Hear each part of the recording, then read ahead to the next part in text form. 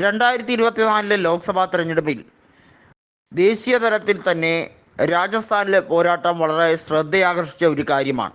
രാജസ്ഥാനിൽ കുറച്ചുകൂടി മെച്ചമാർന്ന പ്രകടനം കാഴ്ചവെക്കാൻ കഴിയുമെന്ന് കോൺഗ്രസ് വിശ്വസിച്ചിരുന്നു.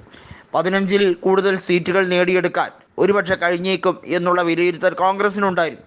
എന്നാൽ പോലും ഇന്ത്യ മുന്നണി മൊത്തത്തിൽ 25-ൽ 10 സീറ്റുകൾ നേടിയെടുത്തു. അതിൽ തന്നെ 8 സീറ്റുകൾ കോൺഗ്രസിൻ്റേതാണ്. അതിനകത്ത് എടുത്തു പറയേണ്ട ഒരു കാര്യം സച്ചിൻ പൈലറ്റിൻ്റെ ഒരു ശക്തമായ ഇടപെടൽ തന്നെയാണ്. സച്ചിൻ പൈലറ്റ് രാജസ്ഥാനിൽ നിലവിൽ കോൺഗ്രസിനെ അമരത്ത് നിന്ന് നയിക്കേണ്ട ആൾ തന്നെയാണ് എന്ന് വീണ്ടും വിളിച്ചോതുന്ന സാഹചര്യം തന്നെയാണ് ഉടലെടുത്തിരിക്കുന്നത്.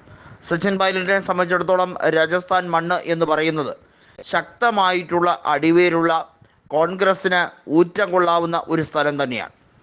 പല രീതിയിലും കോൺഗ്രസ് ക്ഷയിച്ചു പോയി എന്ന് പറയുമ്പോഴും രാജസ്ഥാൻ മണ്ണ് കൈവിട്ടിട്ടില്ല. 2018 നിയമസഭാ തെരഞ്ഞെടുപ്പിൽ അവിടെ രാജസ്ഥാൻ കോൺഗ്രസ് പിടിച്ചെടുക്കുകയും 23 വരെ നിലനിർത്തുകയും 23-ലെ പൊതു തെരഞ്ഞെടുപ്പിൽ വലിയ പരാജയം കോൺഗ്രസ് ഏറ്റുവാങ്ങും എന്ന് പ്രവചിച്ചപ്പോൾ പോലും കാര്യമായ തട്ടുകേട് ഒന്നും ഉണ്ടാകാതിരിക്കുകയും ചെയ്തിരുന്നു. ഇവിടെയാണ് എടുത്തു പറയേണ്ട ഒരു കാര്യം, വോട്ട് ഷെയറിൽ പോലും ഗണ്യമായിട്ടുള്ള കുറവ് കോൺഗ്രസ്സിന് നേരിട്ടിട്ടില്ല.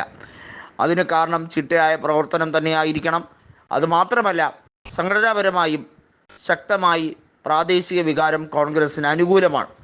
കീഴ്ഘടകങ്ങളിൽ പോലും കോൺഗ്രസ്സിന് വലിയ രീതിയിലുള്ള മുൻതൂക്കമുള്ളതുകൊണ്ടാണ് ഇപ്പോഴും ഭജൻലാൽ ശർമ്മ സർക്കാരിന് വലിയ രീതിയിൽ ഭയമുള്ളത്. ഒരു അട്ടിമറിയിലൂടെ കോൺഗ്രസ്സിന് ഒരുപക്ഷെ വേണമെങ്കിൽ അധികാരത്തിലേക്ക് വരാൻ കഴിയുന്ന ഒരു സാഹചര്യം ഇപ്പോഴും അവിടെ നിലനിൽക്കുന്നുണ്ട്. വസുന്ധര ഫാക്ടർ അവിടെ ഒരു പ്രശ്നം തന്നെയാണ്.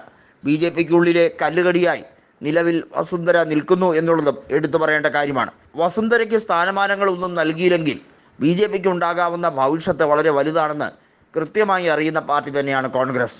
അതുകൊണ്ട് തന്നെ വസുന്ധരയുടെ കാര്യത്തിൽ എടുക്കുന്ന തീരുമാനം BJP എന്താകും, അതനുസരിച്ചിരിക്കും BJPയുടെ ഭാവി മുഴുവൻ. വസുന്ധരയെ ക്യാബിനറ്റിൽ പരിഗണിച്ചിട്ടില്ല. അതുൾപ്പെടെയുള്ള കാര്യങ്ങൾ വലിയ രീതിയിൽ ചർച്ചയാകുന്നുണ്ട്.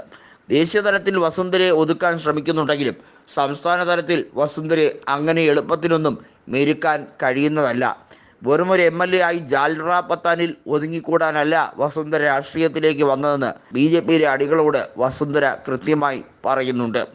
തീർച്ചയായും രാഷ്ട്രീയപരമായി തിരിച്ചുവരവിന് വസുന്ധര കളമൊരുക്കുകയാണെങ്കിൽ അത് BJP ആയിരിക്കില്ല, ഒരുപക്ഷെ സ്വന്തം പാർട്ടി വരെ രൂപീകരിക്കാൻ സാധ്യതയുണ്ട്.